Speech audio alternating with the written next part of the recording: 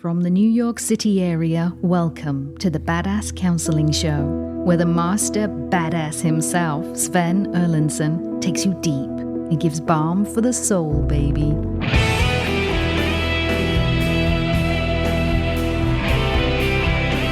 Hello, hello. You have reached the Badass Counseling Show Lightning Round Day. My name is Sven Erlandson. I am the host of this excellent production, and wherever you are tuning in from, whether it's Scandinavia or the UK, Perth, Australia, or South Africa, or all across Canada, from Ontario to Edmonton, Newfoundland, that beautiful country, and of course across the U.S. from Chicago and Illinois, way out to Seattle. It's great to have you here joining us. I am joined in studio by my fine production crew that makes this operation run smoothly, people. KC is over there in the booth, quiet as usual, and Rob the Rocket next to me, never quiet. What say ye, Rob? Everything runs smoothly. Nothing can go wrong. And what else, Rob? Well, this will be our first podcast of 2025, so we should mark the occasion somehow. Have a drink or something. I like it. I have coffee to drink and a bit of water for now. That'll work. Still a little early in the day for that, but I am all game for new things. So, fine people, we are taking your questions today, and I'm starting right out with Tom over here on TikTok. He says, I'm out of a 3-year on and off toxic and relationship, presumably, and I've already moved on to somebody else. Am I fucked up? I feel guilty. Well, you brought up a couple of things there, Tom. You brought up fucked up and you brought up guilty. So when you say fucked up, you mean fucked up in terms of like you're hurting her? The person you moved out of a relationship, technically you don't mention that it's a woman or a man. I'm going to just go with straight because the odds are that you're straight just by mere numbers. So you're out of a 3-year on and off toxic relationship. I've already moved on to somebody else. Am I fucked up? You know what, Tom? Honestly, there's no shame in moving on to someone else. There's no guilt. Your relationship was done. Move the fuck on. Nothing wrong with that. But on the fucked up notion in a different direction, are you possibly fucking yourself over? And not only fucking yourself over, but fucking over the relationship you're in right now? Yes, potentially. And the reason for that is your last relationship was toxic in part, because of shit you did in the relationship or didn't do or failed to do. So if you haven't healed your shit, Tom, then you are fucking yourself up, not to mention this potential relationship. You're carrying your exact same shit into this new relationship. So many people say, it's just so fucking easy. No, Susie was the problem. Fuck Susie. Susie's the problem. Our relationship would have been great. Susie's the bitch. She's the fucking problem. And Susie's saying, Sven's the fucking asshole. Fuck Sven. Sven's the problem. We both were. Rare is the relationship where it's all one person's fault. Extraordinarily rare. I'm at least complicit in allowing this shit. So the question is, Tom, how did you, and I'm not saying this to attack you, I'm saying this to help you have a better fucking life. I'm saying this to help you have a better relationship with this person or possibly the next person, not only to be happier inside yourself. The question you got to ask yourself, Tom, is how did I fuck up that relationship?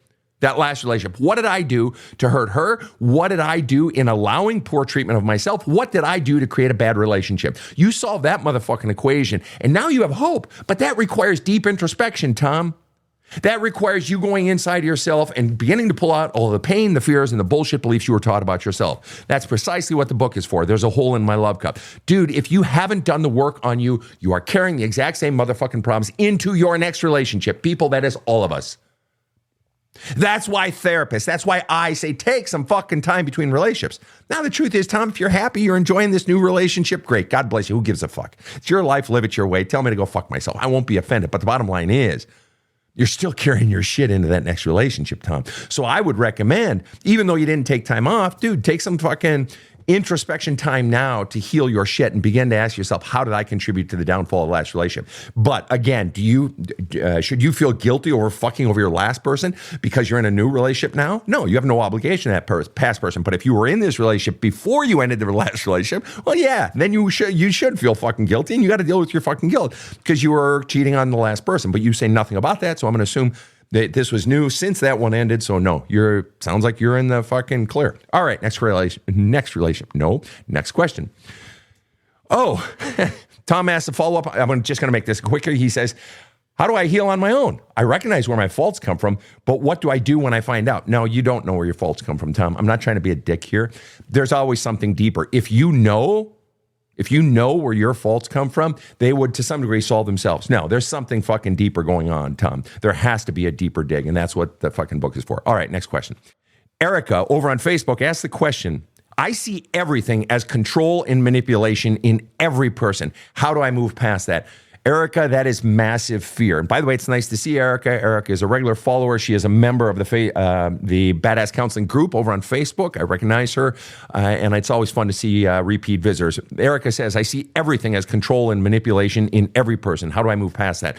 It's fear, Erica. You have massive amounts of fear in you. If you're seeing it in every single person, holy shit, you're basically saying, I don't trust anyone. Everyone's trying to hurt me by controlling me or manipulating me. And I'm not scolding, Erica. You know me. That I'm not doing that. But what it is you've got to go inside of that fear. Where's that fear coming from? Well, obviously, it's coming from some previous relationships, love relationships. Obviously, you've got to be going into those. Where is this fear coming from? What did this person do to hurt me that's causing me to be so anxiety-ridden and so looking through, eyes as big as saucers, fearful of what's coming next? You've got to begin to flush all that shit out, Erica. It's fucking controlling your life. If you see everything as control and manipulation, that mere notion is controlling you. You're being controlled by your fear of being controlled. And I know it's not funny, but you got to admit it's fucking ironic. All right. And so you got to be journaling that shit out. What the fuck is really going on inside of me? Where does this hurt come from? What do I need to do to keep flushing it out? You need to be writing letters to the people who hurt you, and you need to be going further back into that fucking childhood, Erica, because that's where those fears find their roots. All right. Next question. Mary asked the question on TikTok, is trauma/depression tied into procrastination, ADD, or disorganization, etc.? Is trauma and depression tied into procrastination? I'm going to leave the ADD off the table because that is a psychological term. I'm not a psychologist. I don't deal with that shit. I stay in my motherfucking lane. Mary asked the question, is trauma depression tied into procrastination and disorganization? Oh, sure, it can be, but that's not going to be the root. Neither the trauma, nor the depression, nor the procrastination, nor the disorganization are the root of those four problems. Those are all symptoms of a deeper problem. And the deeper problem is not just what was done to you, but the pain that is being stored inside of you and your feelings about what's going on inside of you. And most fundamentally, the core beliefs that you've been taught to believe about yourself. There are core beliefs in there that are causing you, that's what's driving the depression. That you've been taught to believe that you suck, you're unwantable, you're unlovable, you're not good enough. And those core beliefs are what are dragging you down from the inside. That is at the root of your depression. And then the depression is what's causing you to be disorganized and procrastinate and so forth. It's causing you to be off your game. You're not on top of game. It's like you got a 500-pound weight on top of your back. It's like life is sitting its fat ass right on your fucking head and you can't fucking breathe. Next question. Here we go. Doreen over on Facebook says, he kept threatening suicide, so I stayed for 4 decades. When I eventually left, he went straight on dating sites and got himself a new woman. You don't actually ask a question, Doreen, but fundamentally what you're saying is that he manipulated you into staying and giving him love. Anytime someone is threatening suicide, folks, they are manipulating you. Okay, anytime someone is saying, if you leave, I'm going to kill myself, they are locking you in. They are playing on your guilt. They are playing on your fears and a sense of obligation to fucking them. You are being fucking manipulated. I've had this happen to me more than once. I recall I was living in California, Southern California. No, it was actually Northern California, come to think of it. And I had been seeing this gal, maybe we had been on 2 or 3 dates, and I happened to be over at her house visiting her. She was about to go on a trip, and I was just hanging out with her while she was packing. And as I was walking out the door, she's begging me, don't leave, don't leave. And I'm like, you're going on a trip. And she says, if you leave, I'm going to kill myself. And I just kept walking at that point. I didn't even respond to that because it's clearly someone trying to manipulate me. And it's just like, it is not my fucking responsibility. If you are in a relationship with someone, you can help them get help. You can encourage them to get help. But if they keep playing that card, especially in Doreen's case, over 4 decades, they are clearly trying to manipulate you into staying, and that is not someone you want to be with. All right, next question. Rob, you said you had a question. Go ahead and give it to me. I do, from YouTube, Sven. It's from Shay, who says, I have 3 kids, 21, 18, 16, and I find for the first time we are all arguing over nothing circumstances, and I find myself exhausted. What's going on? Well, part of it is that age, Shay. Part of 21, 18, and 16, part of it is that age. And but in all honesty, what I would do is I would pull each one of them aside separately and sit down with them in private, uninterrupted, and simply to ask them, what's going on inside of you? Are you upset? Are you hurting? How can I be there for you? And get them talking. And listen, Shay, don't try to solve. And this is a big message. This is an opportunity for me to pass on to all parents. That age-old maxim. My mother raised 6 kids, and she had a maxim that she lived by in the raising of 6 kids. She died in her 90s, several years ago. And she always used to say in the raising of her kids, actually, she told me this when I was 13. I have no idea why she told a 13-year-old this, but she told me, and it has stuck, and I used it in the parenting of my own kids back when they were young and so forth. And it's simply this: remember, children want to be heard, not fixed. And the funny thing is more often than not, that's true of all of us. Very often. It's funny, right before I started the show, I posted a video on TikTok and Facebook and Instagram, and it's on precisely this notion of what really is the essence of communication. Everybody says, communication is important, so important. What's really at the essence of communication? We think of communication as conveying your points and so on and so forth. No, yes, it's that, but at the real root of communication is listening. The true capacity to shut the fuck up, take myself out of the fucking center of the universe, put the other person there, and hear them and feel them and make them feel heard. But what we so often do, particularly often with spouses, but especially with our own children, is we go and fix. What you need to do, Shay, is sit down to your children and just fucking listen.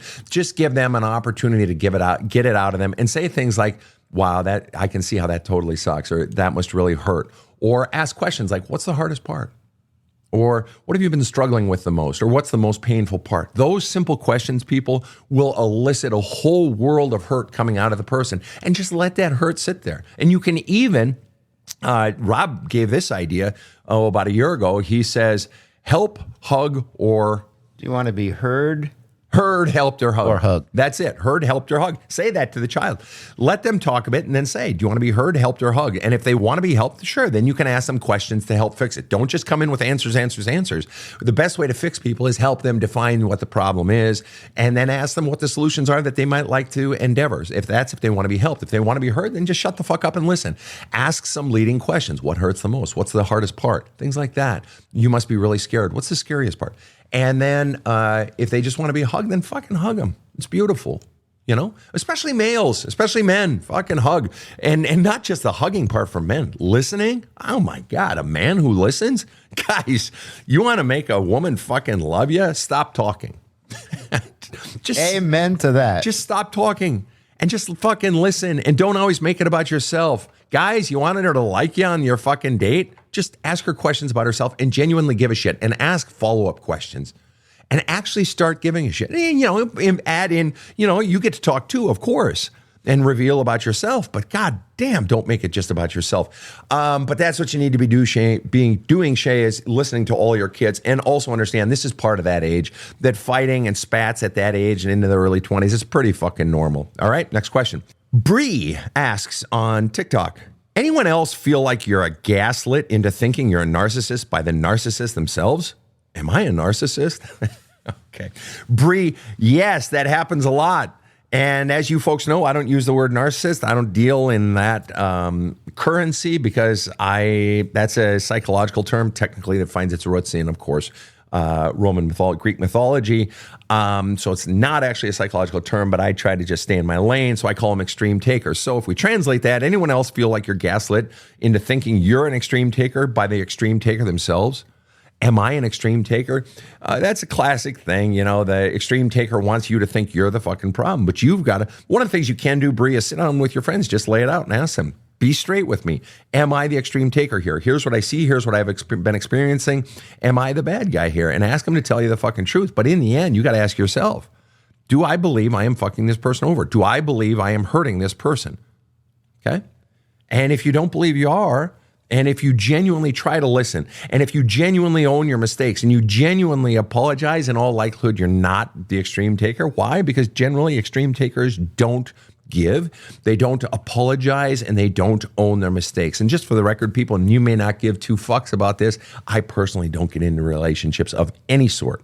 Friendships, love relationships, work relationships. I don't get into any relationship with anyone of any sort if they don't apologize and own their shit. I literally do not let them anywhere near my life, because what they are fundamentally saying is that I will protect myself By not apologizing, I will protect myself at expense of you, which also means you're protecting yourself, protecting at the expense of our relationship. Why would I want a relationship with someone who values himself over the relationship and values himself over me, rather than we're in it together and I'm going to own my shit, you're going to own your shit, and we're going to have a wonderful relationship.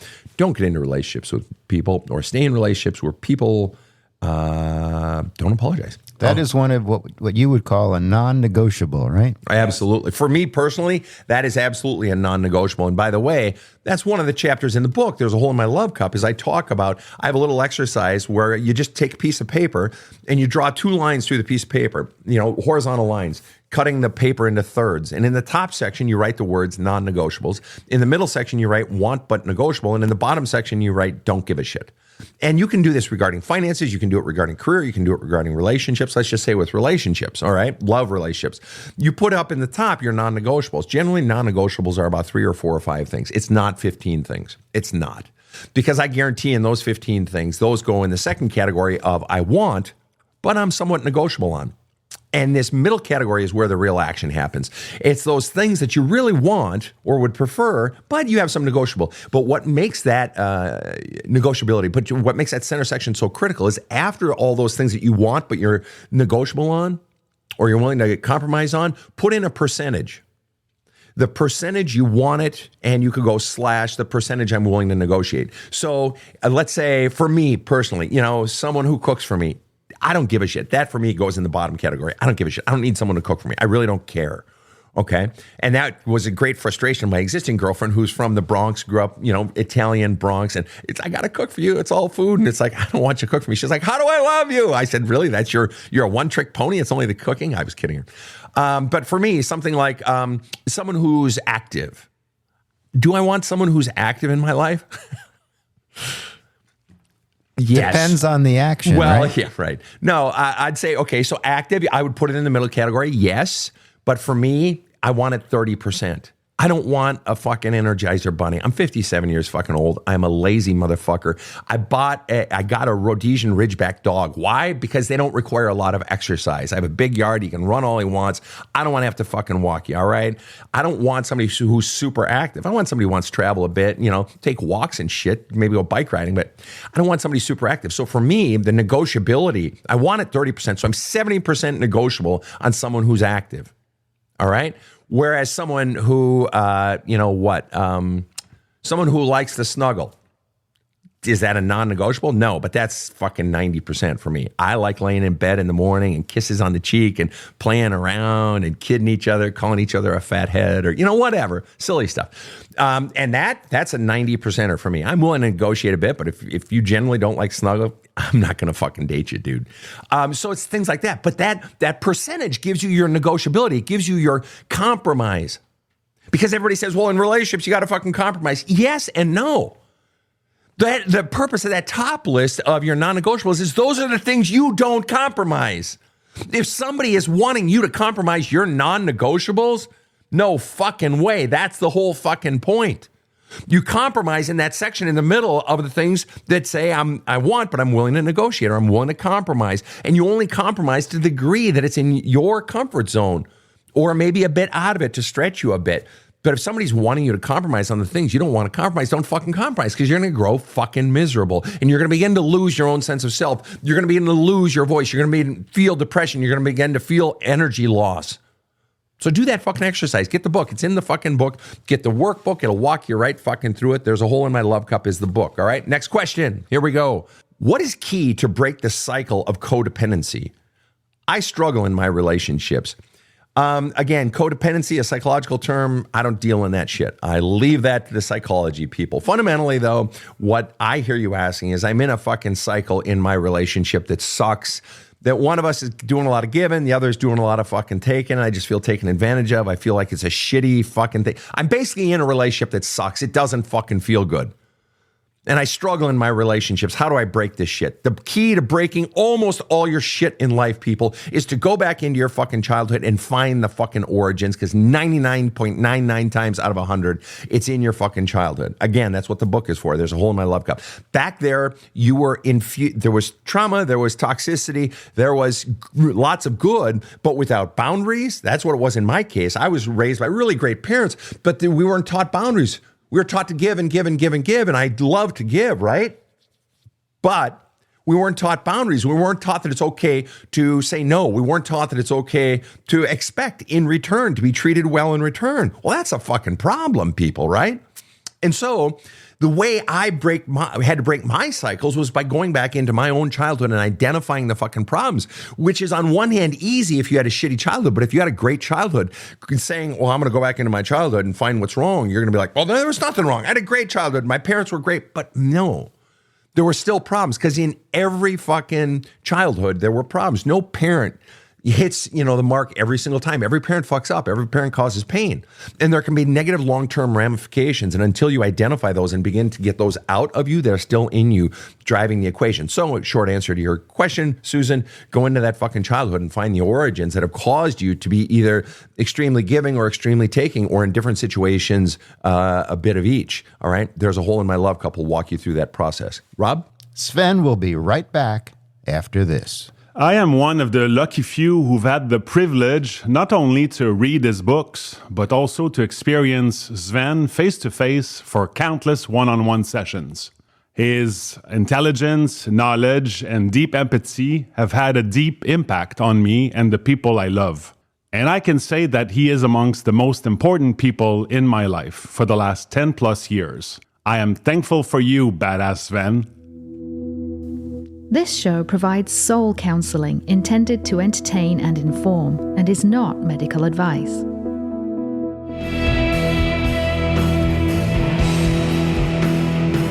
Now, back to the badass. Hi guys, we're back. All right, next question.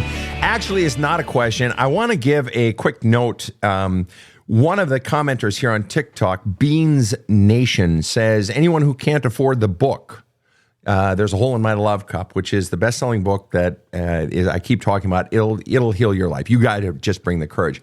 Anybody who cannot afford the book, Beans Nation has been doing a YouTube reading of the book chapter by chapter on YouTube, Beans Nation, and they are doing it, yes, with my permission. This is a person up in Canada.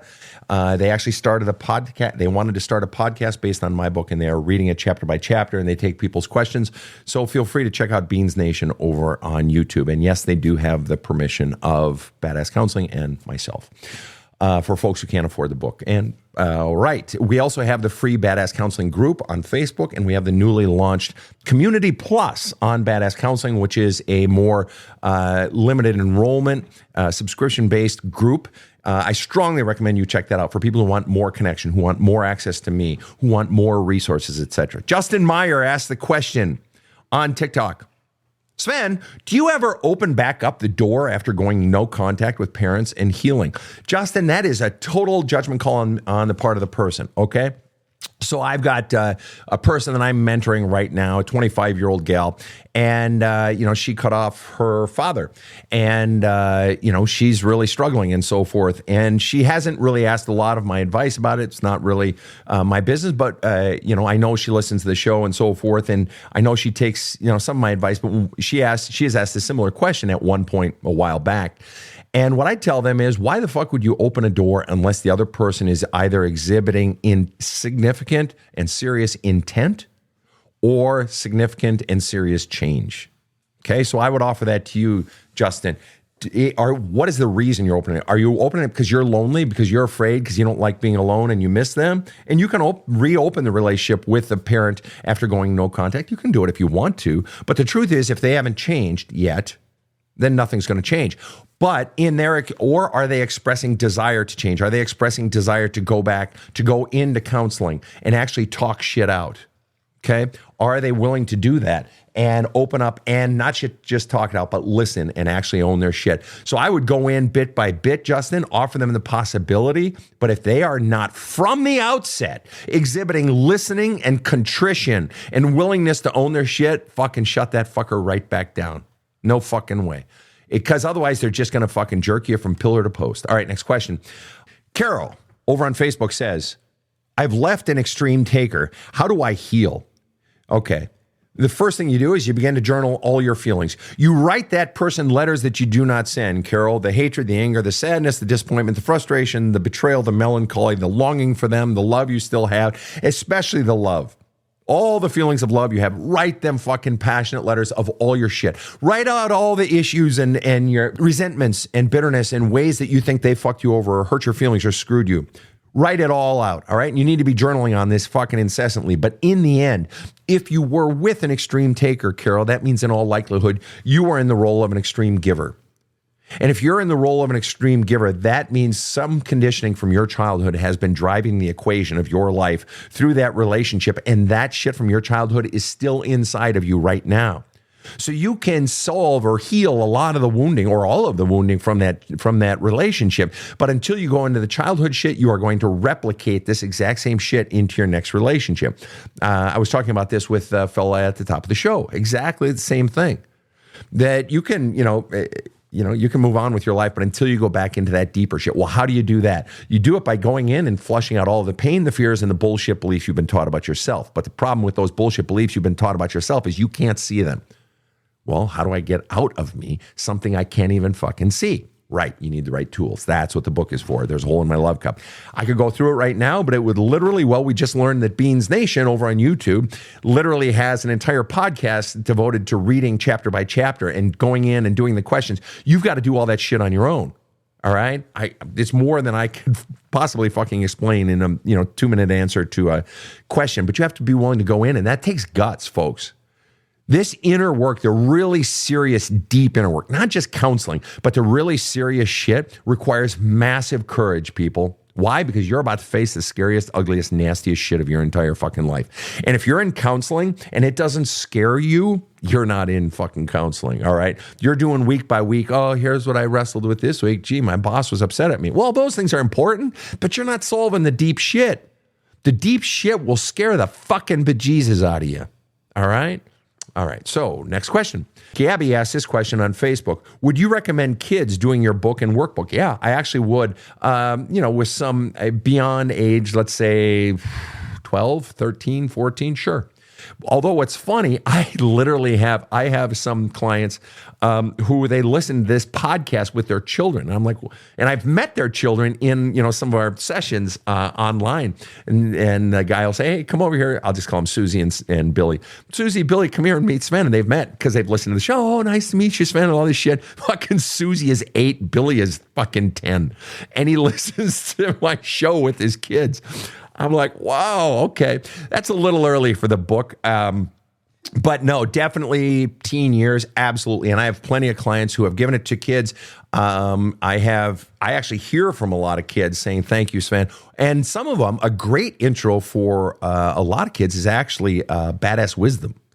My 366-day daily inspirational sort of meditational insight book. It's just a quick read, and you can get the audio book on the website, badasscounseling.com, or you can get the paperback there or whatever. But that's a neat thing because it gets young kids thinking introspectively. So that's another resource in addition to Love Cup. Rob? Well, it teaches kids new words also, and half words too, like mother. Yeah, right. Half words. Oh, well played, Rob. Touche. Which, by the way, I have to tell you guys this joke. I have to tell you this. It's not even a joke. So many, many years ago, I had a client, and anytime I'd make a really good point, the client would say, touche. And I never said anything, but I'm like, that's not how you use that word. Touche isn't when someone's made a good point. Touche is when they've sort of given you a zinger back, right? So now my girlfriend and I, we kid around, and if I say something silly or whatever, like, oh, honey, there's a stop sign coming up. Touche. It's just the dumbest whatever. Anyway, all right. Touche, Sven. I got a good one here. Yeah, go for it, Rob. Jennifer on YouTube says, through my reading your book and doing the work, I have been setting healthy boundaries. But why is my sister being an asshole and resisting my boundaries? Well, easy. What's the name on that one? That would be Jennifer. Hi, Jennifer. The reason she's resisting, Jennifer, is because you're basically, for those of you who might not have heard the question, that Jennifer is changing and growing and doing the work, and that's fucking awesome, Jennifer. But her sister is resisting the boundaries that Jennifer is putting in place. And Jennifer is like, what the fuck? Why is she fucking resisting me? And that's a simple one, Jennifer, because she wants you to be who you've always been. See, the thing is, people, we condition people to treat us certain ways. And so now if I come to a point in my love relationship or in a friendship or in a family relationship or work relationship and I'm changing and I want to become this, they want me to go back and be who I've always been. Why? Because they got used to it. They're getting their needs met in all likelihood. And the more someone's resisting you as you change, it's because that you're not being everything they want you to be, and it's not all about them and so forth. So they're going to resist you. The more they resist you, the more they want to keep you the way you are, because likely the more they were getting from you versus vice versa. And now you're saying, no, I have things I want from you, or I want an equitable relationship, or I want you to respect me. And she's saying, no, I want you to be who you've always been. So we've been conditioning conditioning people to treat us a certain way. So now if I change, they're going to say, fuck you, and they're going to push back. And this is where the rubber hits the road. This is where we decide who's with us and who's not with us. And this is where sometimes people will leave us, or we will leave people. So in the book, There's a Hole in My Love Cup, I talk about sort of the three sort of stages of the soul journey, or this idea of taking who I am on the outside and on the inside and putting it outside of me. And three things happen. One, you start to lose people. The more you live on the outside, who you really are on the inside, not everything you've been conditioned to be, all the pain and fears and bullshit beliefs you've been taught about yourself, but the more you put out there who you really are on the inside, the person you had to hide away at a young age because it wasn't safe out there, the more you do that, you're going to lose people and you're going to walk away from people yourself. Why? Because they want you to keep being who you've always been. And that's tragic. And that's why a lot of people don't want to become who they really are, because they want to instead be who other people want them to be. Why? So that I can keep those people. And they see keeping those people as more important than being my authentic self. And that's the ultimate question in life. Which do you choose? But if you choose to put yourself out there and be your authentic self, you're going to lose people. But the second thing that happens is you begin to effortlessly attract people who love who you are becoming, who say, if you went back to being that old person, I wouldn't be the least bit interested. I love who you're becoming. Or who say, I love that you don't even know who you're becoming. I just love that you have the courage to become. And then the third thing that happens is shit starts to fall out of the sky. Good shit. And I know this sounds like hokum magic bullshit, but I see it all the fucking time, like every day in my counseling practice and in all the speaking I do, around the country and around the world. And that is that people who live more authentically, they find stuff just falling out of the sky that they in no way could have planned and they in no way precipitated. So that's my answer to your question, Jennifer. She's resisting because she wants you to be who you've always been. And you're saying no. And you guys are basically in a battle. And you've basically got to decide, do you want to keep your sister or do you want to be who you really are? Now, it may not be at the point of walking away, but clearly you're wanting some fucking distance. And she may not like it and she may walk away from you. Or you may get tired of her resistance, because fundamentally what she's saying is, I don't accept who you are becoming. And you may keep her in your life, but you may limit your interaction with her, especially if she continues to fight you because it's uncomfortable, you don't like it, and she's negating your validity, your truth. You may come to the point where you cut her out of your life entirely, but you don't have to if you don't want to. But in the end, you're having to choose between being my authentic self or keeping my sister. And unfortunately, that is a hard choice sometimes. Go ahead, Rob. So if the sister then thinks that her sister, Jennifer, has become a narcissist or an extreme taker, then what? If Jennifer thinks her sister has become if the sister thinks, well, now that you're all these no's, then that's okay to walk away, right? Yeah, I mean, Jennifer, that's a really good point Rob made. Basically, if your sister starts saying, well, you're being a narcissist, you're being a taker, you're changing, I don't like who you are, you're a narcissist, if she starts doing that, and if you don't like it, walk away. Just make your points first, insist on your boundaries, and if she doesn't like it, then you've got a decision to make. Do I want to stay in a relationship with someone who's not honoring my boundaries and instead decides to call me names? And if I don't believe those names fit or those accusations fit, you're at full liberty to end a relationship or to pull back from it significantly. And it sucks, especially with family members and people we love. It sucks, but in the end, it's a choice between your happiness and your peace versus just keeping this person in my life because we grew up in the same house. And that's not a bad reason, but in the end, that's the hard decision, Jennifer. And I don't envy where you're at, but we've all, in the work that we each are doing in our lives, we all have to cross that bridge at some point, and often multiple times.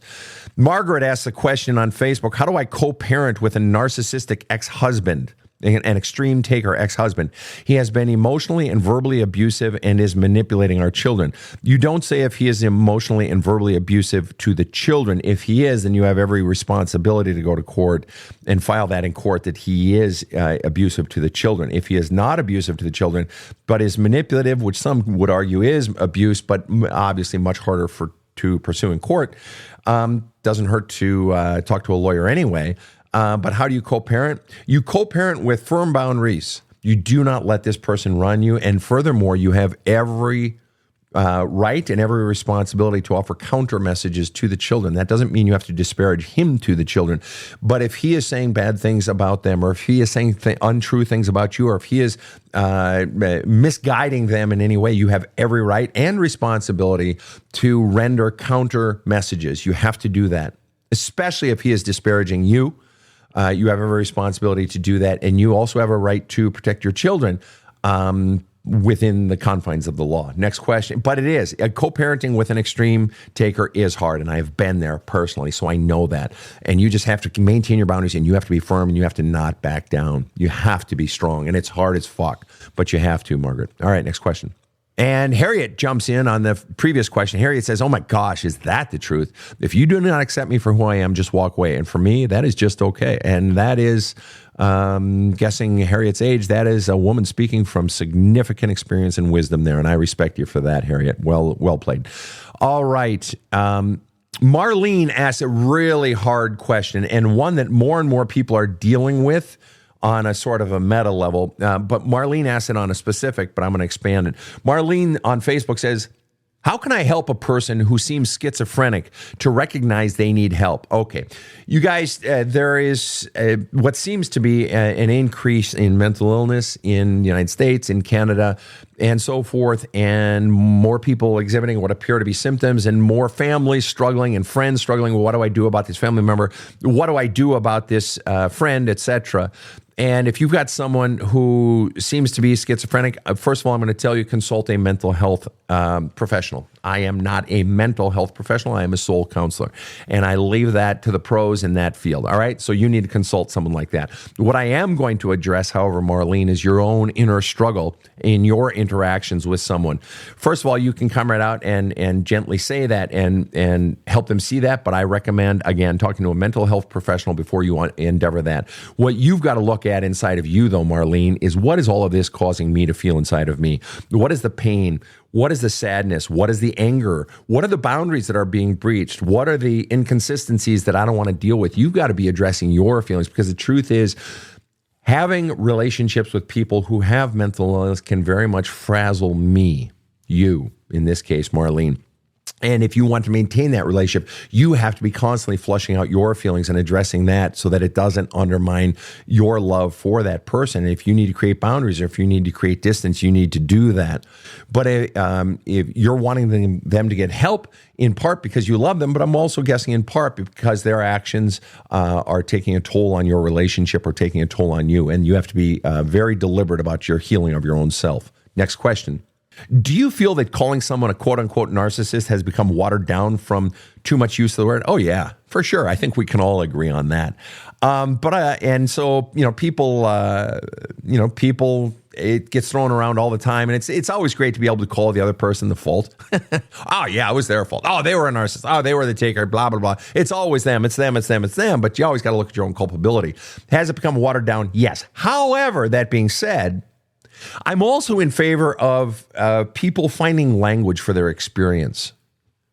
And you've heard me talk many times about my mother, lived into her 90s, and she had been doing this work, counseling people, soul counseling people way back to the 50s.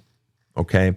And one of the things that she always said was, Sven, naming the beast is half the problem. Naming the beast is half the problem.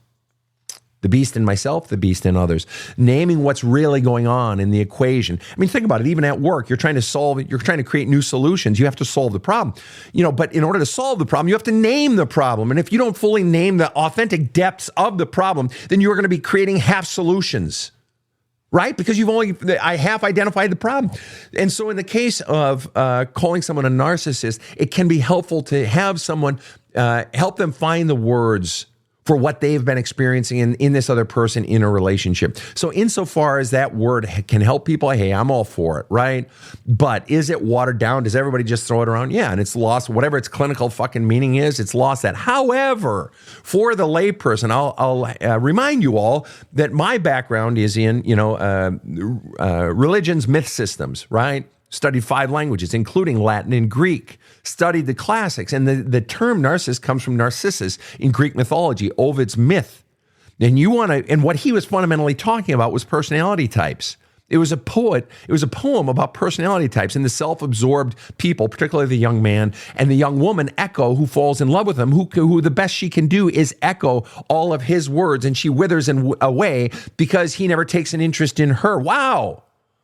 Sounds like what we're fucking talking about with narcissists. You don't have to fucking study psychologists to understand the myth of Narcissus and Echo and how it's problematic in human fucking relationships. And the bottom line is both of them are complicit in the problem.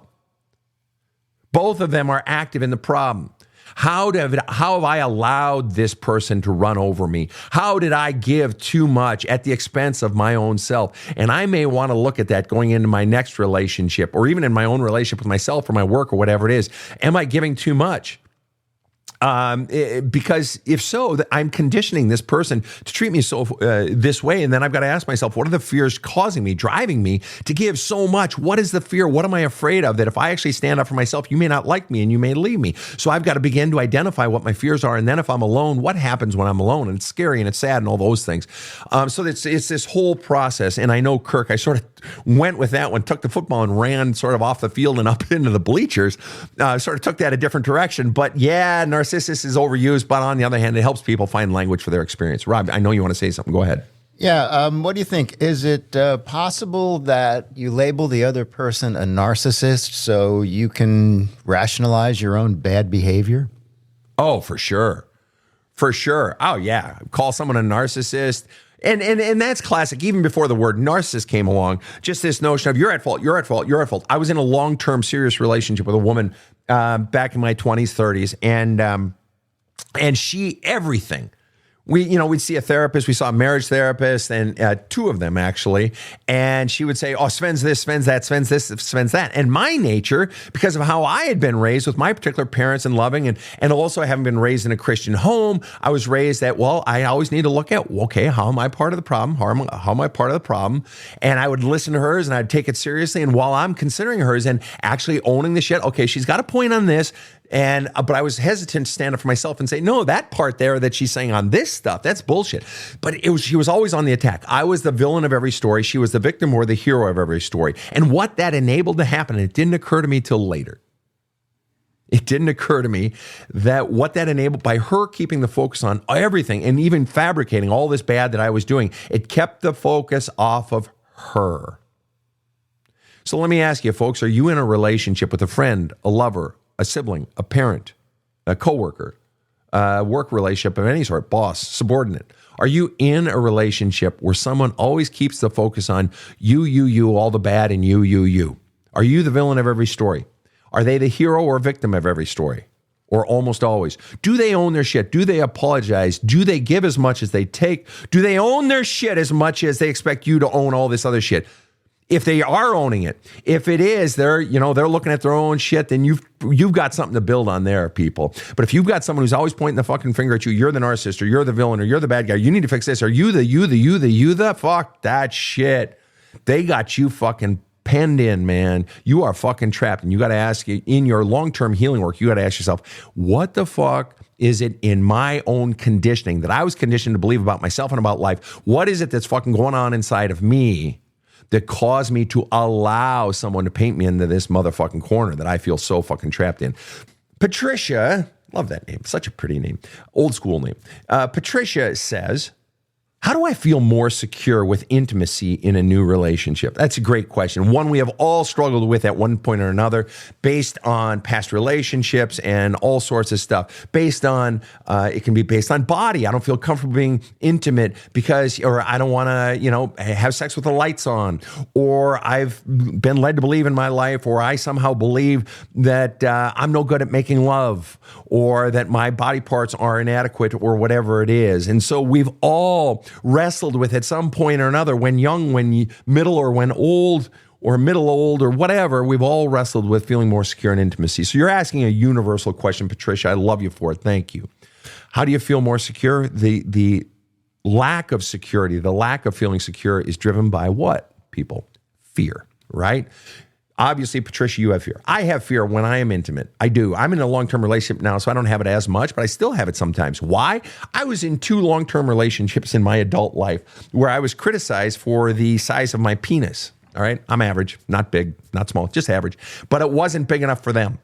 And I was criticized. Furthermore, you guys have heard me tell the story on the show. And I know you guys may think this is irrelevant or that's vulgar. No, we're just being honest, because guaranteed, every single motherfucking person has inadequacies about their sexual performance or their own body. So I'm just putting mine the fuck out there to say, hey, I'm fucking human like everybody else, all right? And so I have intimacy issues, especially when I'm single, that if I am alone, or it's the occasional one night stand or whatever, or someone I'm just dating short term, do I have inadequacy? Do I have nerves and anxiety when it comes to lovemaking and being intimate? Oh, you're fucking right, I do. And I've had to work on those over the course of my lifetime. And getting out, what is it? It's ultimately fear. Patricia, you've got in your journaling, I encourage you to bullet point. Just start making bullet points. Very simple, of all of your fears when it comes to being intimate. I fear being seen. I fear, he'll see my, rolls from, on my tummy from when I was pregnant, or I'm afraid he'll see my wrinkles, or I'm afraid this person, or, maybe you're gay. I'm afraid that she won't like, how I like to make love, or I'm afraid that if I share what my tendencies and quirks are in sexuality, that this person will think I'm stupid or weird or too quirky for them. List it. Just bullet point all of your fucking fears. Then take each one of those fears, and next to each one of those fears, list every one of the feelings that those fears make you feel in addition to fear. All right? It makes me feel sad and also list the origins of where that fear started. So when it comes to my love-making actions, mine tracks back to when I lost my virginity. You guys have heard me tell the story on the show. I'm not going to tell it again. But basically, my best friend was in a bed with his girlfriend right next to me, where I'm having sex with Colorado, as we called her. And right when I get done, my best friend and his girlfriend start laughing and say, "Sven, slow down." So, as you can imagine, caused a little trauma fucking there the very first fucking time, right? Okay.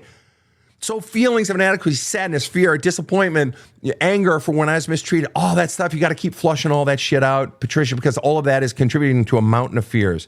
And the more you identify, name the beast, the more you flush out of you, the more you let your journal be your best friend and listen to all of the things you have to say about it, and flush and flush and flush, the more you'll grow comfortable. But also, not just on the sexual aspect, Patricia, but on your own sense of self and your own sense of worth. It doesn't matter if you've gotten a lot of your sexual fears and anxieties out of you. If you've been taught at a young age that you're no good, you're unwantable, you're unlovable, you don't matter, that's what's really even underneath the sexuality. So if you're opening up intimately, whether it's intimately in conversation, emotional, deep emotional, intimate connection, or sexual connection, if you've been taught that you're not good enough, that's way down deep, and you're going to be fucking scared, and it's going to have nothing to do with sex.